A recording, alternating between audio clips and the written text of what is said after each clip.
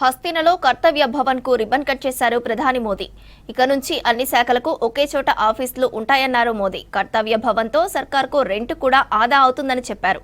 పాత భవనాల్లో సౌకర్యాలు లేక ఇబ్బందులు పడాల్సి వచ్చిందన్నారు.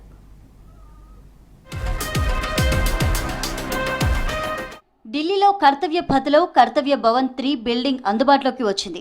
బుధవారం ప్రధాని మోదీ బిల్డింగ్ ను ప్రారంభించారు. కర్తవ్య భవన్ల నిర్మాణంతో ఏటా పెద్ద ఎత్తున రెంట్ ఆదా అవుతుందన్నారు. కొత్త బిల్డింగ్లలో ఫుల్ లైటింగ్, విశాలమైన స్థలంలో అధునాతన సౌకర్యాలు కూడా ఏర్పాటు చేసుకోవచ్చన్నారు. ప్రస్తుతం హోంశాఖ కొనసాగుతున్న ఆఫీస్ బిల్డింగ్ 100 ఏళ్ల నాటిదని, ఢిల్లీలో 50 చోట్ల ఇతర కేంద్ర ప్రభుత్వ శాఖల ఆఫీసులు కూడా ఇలాగే ఉన్నాయన్నారు.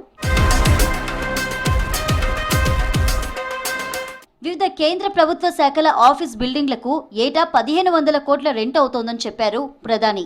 బ్రిటిష్ కాలం నాటి పాత బిల్డింగ్లో సౌలతుల ఏర్పాటుకు కూడా ఇబ్బందులున్నాయన్నారు. అందుకే కేంద్ర ప్రభుత్వ శాఖలన్నింటికీ ఒకే చోట ఆఫీసుల ఏర్పాటు కోసం కర్తవ్య భవన్లు నిర్మిస్తున్నామని వివరించారు ప్రధాని. కేంద్ర మంత్రిత్వ శాఖల ఆఫీసుల కోసం కేంద్ర ప్రభుత్వం కామన్ సెంట్రల్ సెక్రటేరియట్ సముదాయంలో భాగంగా 10 కర్తవ్య భవన్ బిల్డింగ్లను నిర్మిస్తోంది. వీటిలో కర్తవ్య భవన్ 3 నిర్మాణం పూర్తి కావడంతో దీనికి రిబ్బన్ కట్ చేశారు ప్రధాని మోదీ.